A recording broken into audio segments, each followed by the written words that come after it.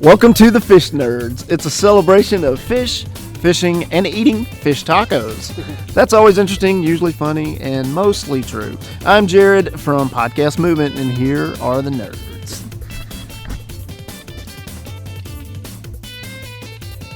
I'm Clay Groves, king of the nerds! And anything is fair game. And it's a good bet that ice fishing this year has been so good, I might give up podcasting to become a full-time fisherman. I wish. Anyway, welcome to the Fish Nerds. Today it's your host, Clay Groves, just me all by myself hanging out, but I have some help from friends. Luckily, the Fish Nerds fans have come through and are helping create content. And we're always looking for more content. So if you're a fish nerd, and you think, man, I like those fish nerds, and I like what they do, and I want to contribute, you're welcome to record stories and send them in, and if they are reasonably good and or funny, or mostly true, we might use them on the show. The other thing we're still looking for is fishing stories. We're looking for fishing adventure stories. We're looking for about 16 to 20 total. We've got about 10 so far for our upcoming book on fishing adventures. If you have a story to tell, email the story to clay@fishnerds.com, and we will use it in the ebook as soon as we get enough together. The amazing James is going to help edit it, and it's going to look really cool, and you guys will be published authors. You ever want to be a fish writer, now's your chance to give it away. So that's what's happening. So that's what's happening in the news in the fish world right now. Next week, I'm releasing the 4th episode in the series on becoming a licensed New Hampshire fishing guide. I've led my first fishing trip, and stay tuned. I did a little audio work on the ice while doing it, but you might even be impressed. If you want to hire me to take you fishing, and you should, head to fishnerds.com to get all the info you need. All I'm going to tell you right now is this week, the last week, has been the best ice fishing I've ever seen. And I'm not being facetious. I've never had a better week of ice fishing. It's been great. I fished Sunday, my first guided trip, and I went out just at lunchtime every day this week, just for an hour to fish. And I have caught, here's what I've caught this week. We've caught lake trout, lots and lots of lake trout, which I've never caught through the ice, lots of lake trout before, but now I know where they live. We've caught brook trout, beautiful, beautiful brook trout, rainbow trout, smelt, brown bullhead, and some monster yellow perch, which we actually ate. Fantastic. So that's what's happening with fishing, and we have a lot going on here. I'm going to move right into Guides Corner with Michael Frank. Michael Frank is a licensed fishing guide in Columbia, South Carolina. He was a fan of the show, and now he's a contributor. He's one of our effing correspondents. For more information on Michael Frank, go to franksflyarts.com. Do women fish? Of course they do. Some of my earliest memories fishing are of guided trips on party boats fishing for fluke in Long Island's Great South Bay with my family.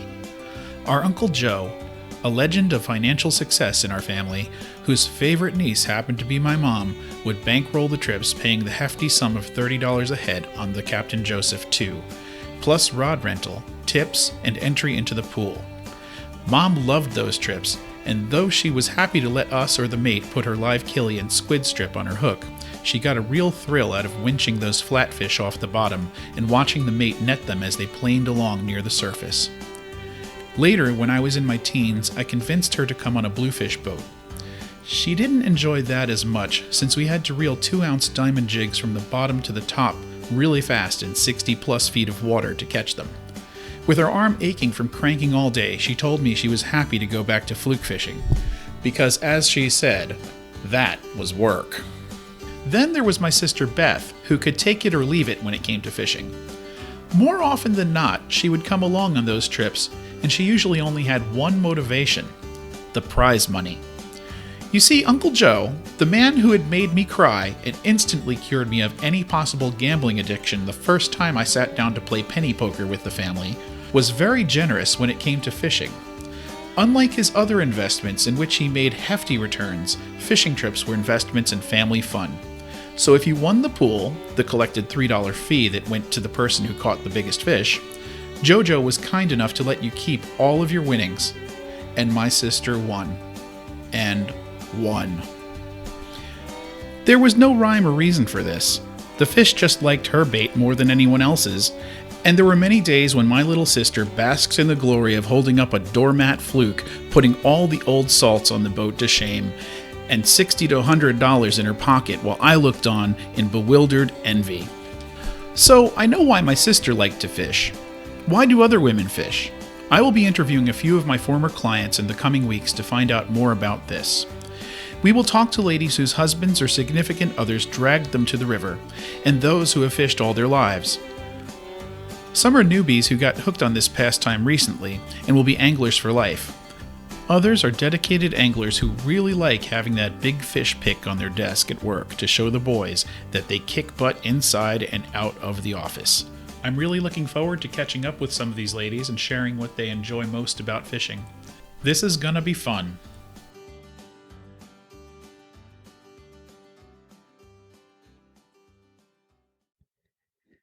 Always fun to have Michael Frank on the show. And in just a few weeks, I'm going to be going to the New England Fishing and Outdoor Expo. And Go Fish Dan called me today on Skype, and he wanted to talk about that. So, man, we're just going fast, one person to the other.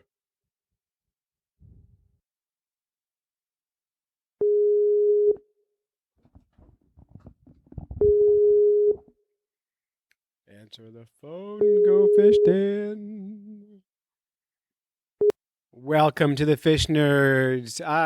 We are very excited today because we have Go Fish Dan Kenny from the New England Fishing and Outdoor Expo. Go Fish Dan also runs the very popular, world-renowned Go Fish Dan TV channel on the YouTube. And so as soon as we get Dan on Skype here, we will make this call rock. Try him again. Hello, Clay. Hey, Dan, how's it going? Oh, it's going great. Good to hear from you, buddy. That's good to hear your voice, and you are joining us via Skype. And where do you live, man? I live in Leicester, Massachusetts, which is between Worcester and Sturbridge. So we're actually recording now, which is great fun. And the reason we have you on the show, there's two reasons. One is we want to talk about your big expo, and this is your big event of the year, the New England Fishing and Outdoor Expo. 3 big days, Friday, the 27th of January, the 28th, and the 29th in Boxborough, Massachusetts. Fish Nerds will be there, at least I will. And but this is turning out to be a really big deal, man. Like this, I've been watching your show for a few years now. Haven't never made it down there, but this year seems to be like blowing up. What's going on? Well, essentially, I took over the Worcester show 5 years ago and ran it at the DCU Center. And that's a lot of space to fill. So I moved it strategically out to the Boxborough Regency, formerly the Holiday Inn. And what's going on is quite simple. I'm an outdoorsman like you, and I got tired of going to shows where you had insurance companies and bath fitters and Owens Corning insulation and gutters and beads and ShamWows and you name it. So I downsized and said, my niche is going to be the hardcore angler. So it's a premier quality fishing show. And when you walk up and down each and every aisle, it has to do with major brands, tackle, gear, rods, reels, lures, local brands, jig makers, plastic makers, etc. And I'm the only show in New England that brings in the Bass University, the Hog Traw. And one of the things that I kind of pride myself in is if a company is there with a booth or a manufacturer is there with a booth, I allow the pro staffer to go up and do a tank demo with that product. All right, well, hold on a second, because a lot of people have never seen a tank demo. I haven't. So can we back up a little bit and talk about what tank demo means? Because it's confusing for those who don't live in your worlds. And you're in a very nerdy world. Okay, well, so we bring in what's called the Hog Traw. It's 50 feet by 10 feet. It's a trailer, basically, but it's an aquarium. It's filled with bass, and it's got a boat mounted to the top of it. and the Bass Pros or the seminar presenters go up there and do usually technique specific demonstrations. So, for instance, there'll be a guy that'll do a jig seminar, and we'll talk about, deep structure fishing. There'll be the next guy will do a swim bait. The next guy will do a jerk bait, and the next guy could do drop shotting, in 90 feet of water type of a demonstration. So it really covers what we try to do over the 3 days is cover just about every technique and method of fishing that you would encounter out there and demonstrate it in the tank. Does that make sense? Yeah, and a really fun thing for families and kids is you got this. It's a giant tank of fish, and you can't. Right. How do you lose when you have a giant tank of fish? It's a huge aquarium. I mean, it must be so exciting for the kids to walk in and just see this thing. Now, expos don't make sense to some people. Why would a family want to go to an expo like this? What's happening here to attract families? Okay, so we have seminars around the clock at 2 locations and the tank demos. So for the family, whether they have children that are into the outdoors or the wife, girlfriend, or the husband, you can learn. It's a great learning atmosphere. But as far as the fun goes, archery for the kids, they can shoot all day long, doesn't cost anything. There's laser shot. They can catch trout. We also have a trout pond. And, some places charge the kids. We don't. I just believe in if the kid wants to catch trout for 6 hours straight, I'm okay with it. Oh, I'm going to go there and be a kid. Perfect. Yeah, and here's the great thing: $10 to get in. Kids are free, right? Under 12, Yes. totally free. So cheap day for the family, but really like high quality fun for the $20 for a family to get in there. I mean, that's not bad. Free parking as well. Hey, that's something. And Bass University, I've been reading about this a little bit. That's kind of a big deal. Yes, I bring in the elites. Again, I have an exclusive. They only come to my show in New England, and it's every year it's the top, 6 anglers from the elite series, basically, and they come in and that rotates. So this year we have Chris Lane, 2012 Bassmaster Classic champ. We got Ish Monroe, Cajun Baby, Cliff Crockett, Mark Daniels, Pete Gluzek, and Chad Pipkins. There you go. There you go. You memorized them. Yes, and that'll be this year. But they are on the elite trail, as mentioned, which means you can come, take their picture, get an autograph, and we also open up an hour window at the tank where not only do they do their demos on the tank, but we literally have an hour set aside where they stand behind a table and interact with the fans. You're allowed to go back there, take pictures, get autographs, ask them questions, and it's a very informal Q&A session. Mm-hmm. And for people who don't know this, these guys are like the NFL superstars of the bass world. They are as big as it gets. Right. And so it's a big deal that you got these guys there. So that's really exciting. Tell us about some of the other things you're excited about with this expo. What else is happening there? Well, what's happening is that it's a premier fishing show. There's brands. Anybody who's anybody is going to be there. There's Tackle Supply Depot and Red Top Sporting Goods as retailers, but we have, Quantum, Finor, Strike King, Daddy Mac Lures. We have Radfish, Filthy Anglers, Enigma Fishing. And I know I'm going to leave some people out, but you can't list them all. Go to the website www.nefishingexpo.com and look under exhibitors. And again, not arrogantly speaking, Clay, but we have shows all through New England, and I basically ask people to compare our vendor list to others. Well, that's cool. And I've known you for a few years, and so the expo is exciting. We're going to be there. We think everyone who's in the region should make a plan one of those 3 days to get out there and check it all out.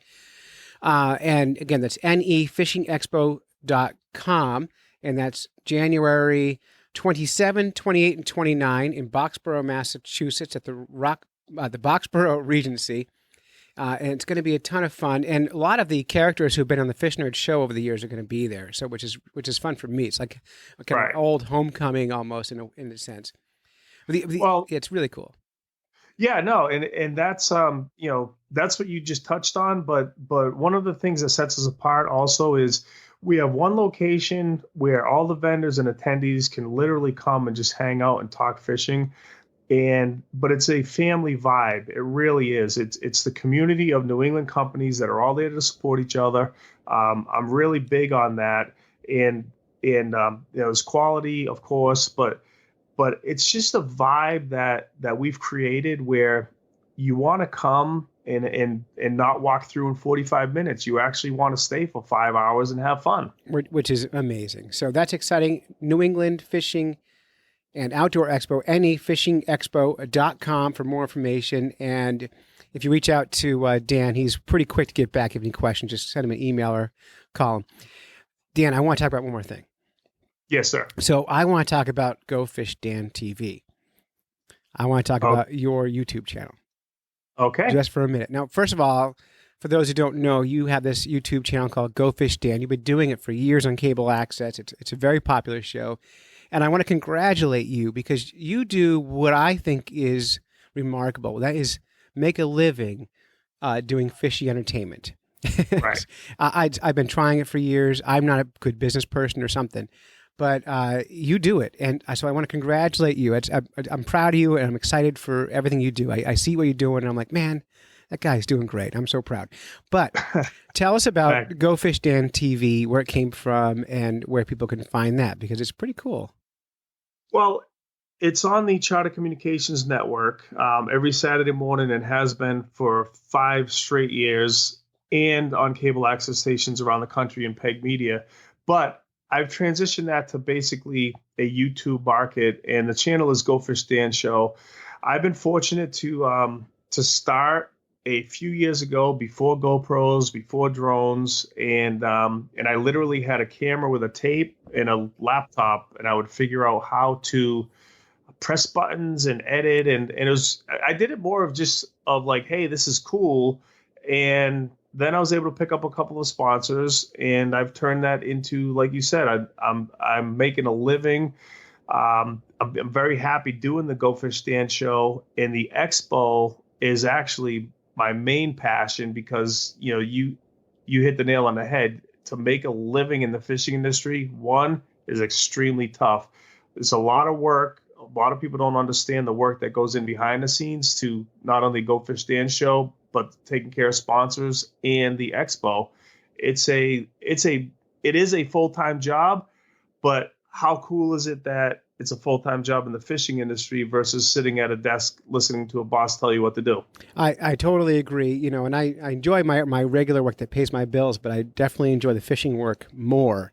And so I watch what you do, and I'm like, I just try to what can I learn from people like you? And it's really great. So you can check out, we'll have links at fishnerds.com to all of this stuff. And one more question. What was the very best fish you caught in 2016? Fish of the year. 52.4 pound striper off of Block Island with Fishnet Charters Captain Meltru. Oh, I saw that photo. Blew my friggin' mind. Yep. I joined. Yeah. So I have to say, hands down, I mean, I caught some sharks in Florida earlier in the year, which, 9-10 foot sharks. That was great. Walleyes out in the Midwest. That's always fun. And of course, the thousands of bass, trout, and salmon through the year. But that striper to have a personal best, I beat my previous personal best, which was 47.5 pounds. So I basically bested it by 5 pounds, joined the 50-pound club. And quite honestly, I may never catch another one that big. No, that's definitely a lifer. That's totally a lifer. Yeah. Well, congratulations. And again, more information can be found at nefishingexpo.com. And that was Dan Kenny from Go Fish Dan and the New England Fishing and Outdoor Expo. Cool. Thanks, Dan. Hey, you have a great one, Clay. Have a great weekend. And let's go. Fish Nerd Nation, come to the show. All right. We're going to do it. All right.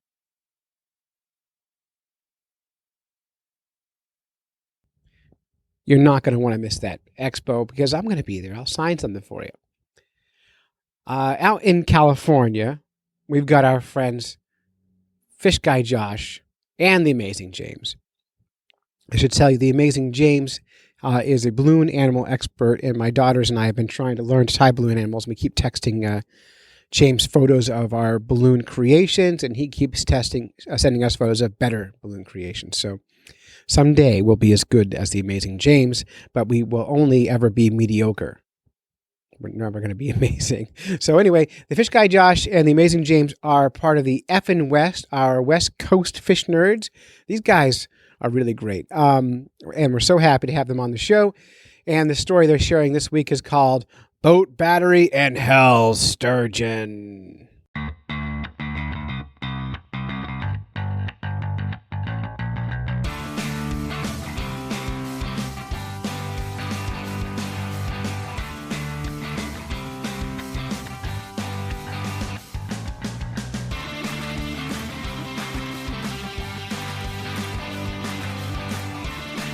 Amazing James. What's up? Nothing much. Just It's cold. waiting to finish up this segment so I can go check on the lab. Oh, how's the lab doing these days? I don't know yet. I haven't checked since the weekend. Oh, it was a long weekend. I did wasn't pop in the long weekend because we collected seaweed while we were on the coast. Yeah. So I swung some by the lab. To Speaking see of the seaweed, urchins and stuff. I learned something new this weekend. What's that? I learned that there's a way to not kill sandworms. You ever have your sandworms just like slowly die in your refrigerator and stink it up? There's a reason why my mom never let me keep sandworms in the fridge. But Yeah, I know there's isn't there some kind of rinsing thing you can do with them? Yeah.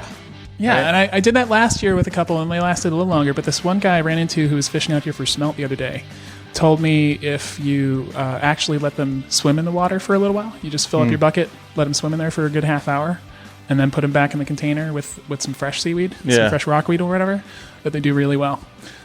But he said he keeps his for weeks or months, which shocks me. But Yeah, that makes sense, I guess. yeah, anyway, I ran into him while I was out there working on the boat. Oh. Yeah. Wait, where were you working on the boat? At the point here? Yeah. It's in the lock here. Oh, in the lot, and you saw him going fishing? Yeah. Okay. Yeah. So, hey, Hey, I have a boat. sweet. Yeah. I had a fun weekend. I spent 2 of the 3-day weekend days working on the boat. I meant to actually take it out, but You worked on it instead. yeah. At least you heeded my warnings early on. I remember that day we launched the boat yeah. with no working fuel line, and I said, no, you just got to take it back, Right? get it right, and enjoy the ride later when nothing's breaking down on you. I think maybe we should start a whole segment about the boat. We should just start a regular The boat. yeah, like hellish stories. Have you from come the up boat with a name for it yet? With Amazing James, for the boat now. Okay. It's making me happy though. I think it's going to be a good name if I name it. So the project this weekend was to redo all the electrical. Okay. It was a total rat nest underneath. Literally a rat panel. nest? No, not a literal rat nest. It could have been, but the wires were just a total mess. So I started splicing things out and figured out they sold it to me without the consoles for Fish Finder, and there was a little tachometer, and so the wires were still in there. I removed those wires and crossed my fingers. I actually cut the right ones, and I'm pretty sure I cut the right ones.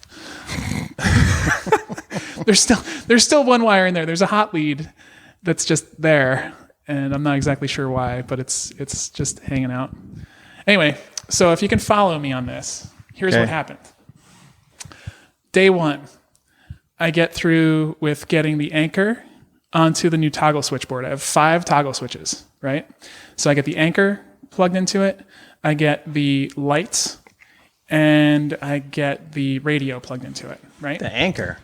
Yeah, it's got an electric You got winch. It's got a winch on it for the anchor Yeah, now? yeah, Wow, it's pretty that's cool. fancy. Yeah, that was actually with it when I got it. Fancy. It didn't have bow lights or stern lights, but it had an anchor motor. You could So- anchor in the dark and wait to be hit by something. So I'm out there all day. Jess texts me at 5 p.m. It's getting dark, and she says, "Hey, if you could be here in 5 minutes, I could use your help getting the kids in the car. We're going to the zoo for zoo lights. It's the last thing zoo lights. So I get all my stuff done, run out, and just leave it for the next day. Come and enjoy zoo lights. Come back the next morning, and I have to fill in. I think it was one more light I had to do, and I disconnected the battery. I wanted to get the battery cables redone as well. So I go ahead and reconnect the battery, and I go and I do a couple more things. I had to put in the bilge pump, right? So I do the bilge pump. Flip the switches on the bilge pump and everything. Bilge pump starts buzzing. Everything's great. Turn the lights on. Everything's great. And then I realized I'd left the anchor line a little bit down. So I got to wind it back up. Well, guess what? I go to put it up and it goes down. So now you'd think that would be enough for me to figure out what the problem is right there. Like that should be, clue number one. Something's backwards. Yeah. No. Next thing I noticed is that... No, you didn't realize that right away? No. So then I turn on the CB. I turn on the VHF radio, right? And it doesn't turn on. Your Craigslist special, right? Yeah, $50. Awesome. Little hummingbird. And I turn it on, and the lights don't come on. Nothing comes on. It triggers the circuit breaker, right? So I'm like, oh my God, I just fried this thing too. I have no idea what I did. In addition to this, that I keep on trying and retrying and trying to figure out, I look at the wiring, make sure everything's wired up the way it was. I mean, literally, I'm like on my back, underneath the panel, the console, breathing in all the nice dust from the fiberglass that I just cut out, and I just can't for the life of me figure it out. The lights also, the LED lights. I didn't know this. The LED lights wouldn't turn on. They were dark. The night before they were fine, and now they're dark. So go home, do some research, figure it all out. Guess what? VHF radio won't work when you have reverse polarity. Who knew? See previous statement of anchor going down. Yeah, going down instead of up. And then it turns out LED lights also do not function when they are reverse polarity. Who'd have thought shit doesn't work when it's backwards? So I, I'm just saying. God, don't you hate when you I was just try so hard to conquer a problem and you spend a whole day on it, and then the next day it's something super simple and you're like, damn it. That's all it was. But I gotta tell you, I was thrilled to death that when I got it back to the way it was, red on positive. Anchor line goes up when you hit up. Yeah. Well, I mean, to be fair, honestly, the guy's wiring system was pretty shitty to the point that the red line was actually black. He just used whatever he had. Whatever. So I had actually labeled the red line with tape after that. I made sure that I had some red tape on the red line. So you wired it what you thought was correct. Yeah. And it was backwards because the wire colors were backwards. The wire colors were both black. Oh. Really helpful. Oh, it was a guessing game. Okay. Yeah. So anyway. Cool. Right on. I actually hope, as far as following up our resolutions of 2017, I hope that we are able to utilize your boat to try and do some sturgeon fishing at some point. They are catching sturgeon right now. I'm pointing over there. So I know you guys who are listening can't see where we are. We're standing on the bridge of a ship, essentially. It's an old training facility for the Navy way back when. And so we're overlooking the bay right now on what's meant to look like the big bridge of a Navy ship, but it's actually just an arched room with a bunch of windows in it, which is pretty cool. Yep. So James is literally pointing to where the sturgeon are biting. They're over there. But even if they're no longer biting there, I mean, just Dumbarton or going to Sassoon Marsh would be good. And Dumbarton, it's hard to land the sturgeon on the bridge, but if you have a boat, I hear it's a lot easier. You don't have to use the crab pot to net the sturgeon. Yeah. So there's all sorts of laws out here about not taking them out of the water, for example. Yeah. That makes it hard. So being in a boat is actually pretty helpful. Yeah. I've heard horror stories about people catching 5-footers right off the rocks out here and having to walk back and forth a mile each way until they finally get them out. Yeah. And they have to get in the water, to get them. I want to do that. I have a sturgeon rod. I need to put some line on the spool and take it out. And I have one of my surf rods I want to use too. But I'm ready to go with 2 rods that are fit for sturgeon. I put my rod holders on the boat. They're cool. They're now in. So yeah, that's as far as doing stuff in your boat. I would like to do sturgeon fishing and definitely like some surf perch. Yeah, Spots here now and is there. the time. The guy at the bait shop told me they caught. He's heard about 6 of them being caught right off the ferry point out there. Cool. So yeah, that is a good spot. I want to get a depth finder or a fish finder on there. I've been going to the consignment store trying to find one, but it's a specifically like marine consignment place. So they haven't had one yet, but I'm looking forward to getting one. Right on. Yeah. So yeah, we'll All get right. out there. Let's do it soon. The boat story continues. Yeah, the boat saga. Cool. All right. Until next time, I'm Amazing James. I'm Fish Guy Josh, and this is F and West. Okay, thanks, Fish Guy Josh and the amazing James. You guys could do this all day, so really great stuff. And they say there's no such thing as a free boat. I was offered a free boat last year, and I didn't take it. A friend of mine got a free boat, and he's put about $6,000 into his free boat. And his advice is, if someone offers you a free boat, save up $6,000 and buy a boat. So that's what they say there. All right. So how about some fish in the news?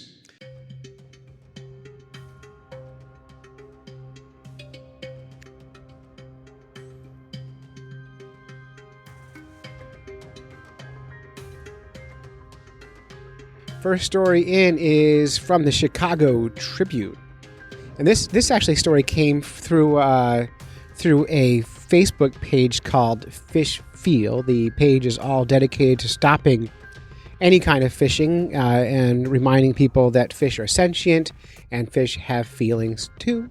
And recently this group has been starting to, well, not recently, they did it before too, but they're back again, starting to show up in the Fish Nerds feeds and protesting locally some of the stuff I'm working on. And we're always happy to have dissent and people who disagree with us.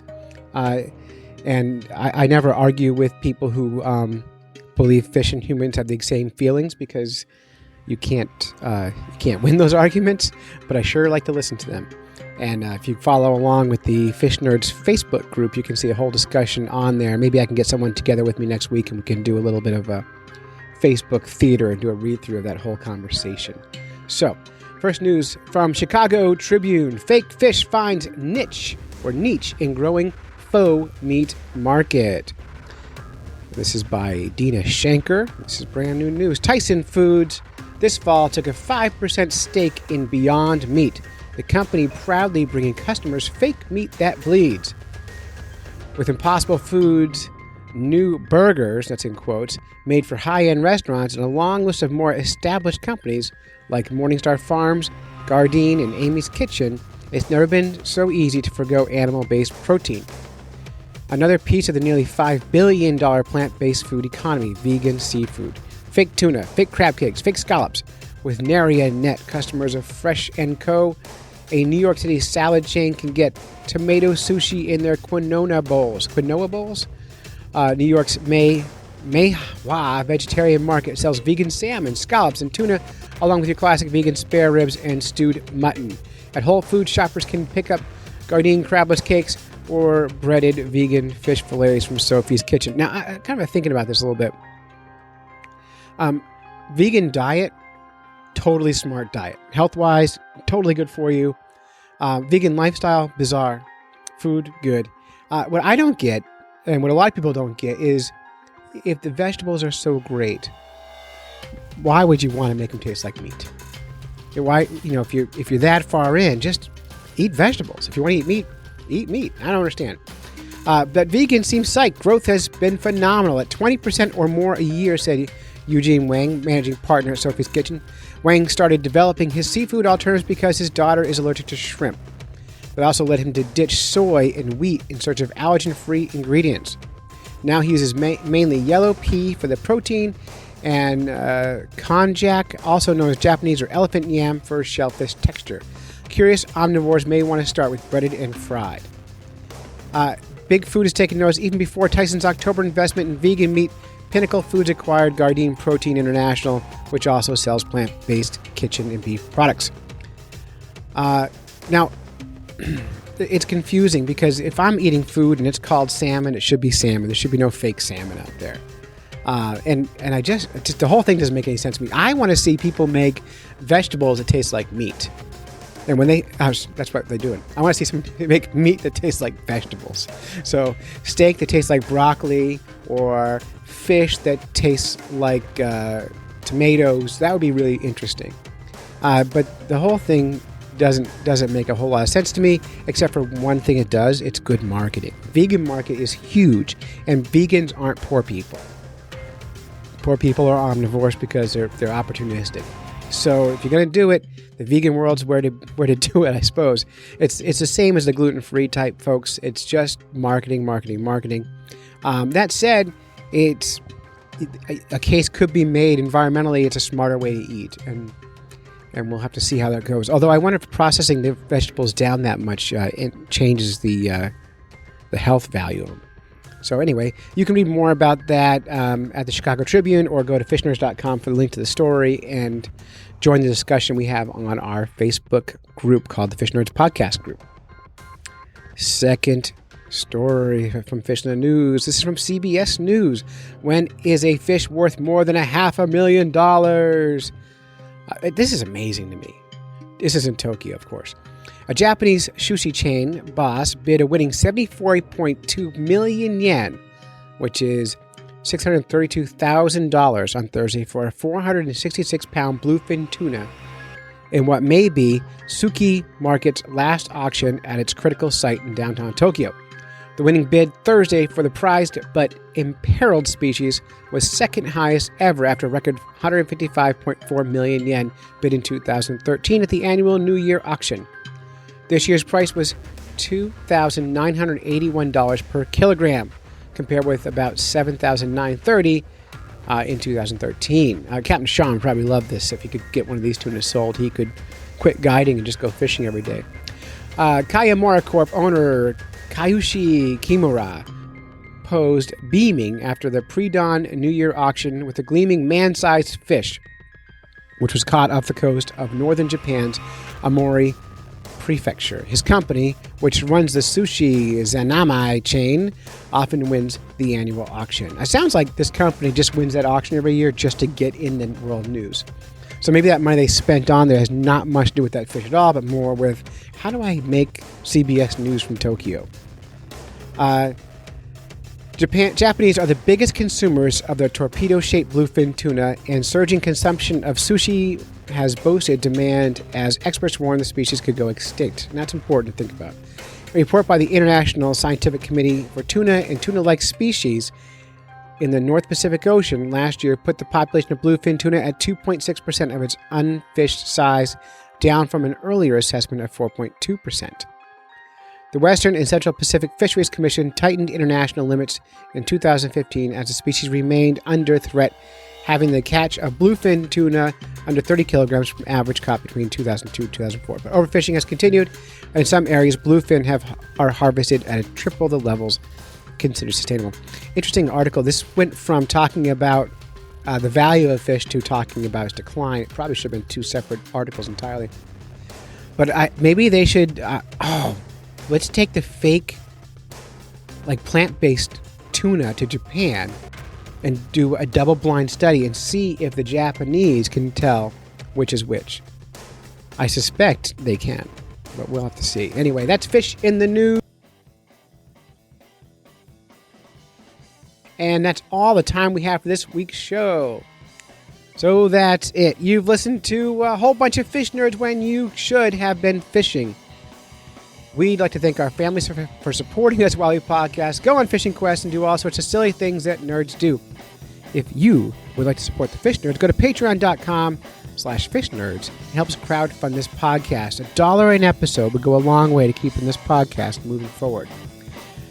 Special thanks to, we got a lot to thank. We got to thank the amazing James and Fish Guy Josh. We got to thank Michael Frank, and we have to thank Dan Kenny from Go Fish Dan and the New England Fishing and Outdoor Expo for coming on the show this week. And until next time, follow the code of the Fish Nerd, spawn early and often, avoid free lunches with strings attached, and swim against the current every chance you get.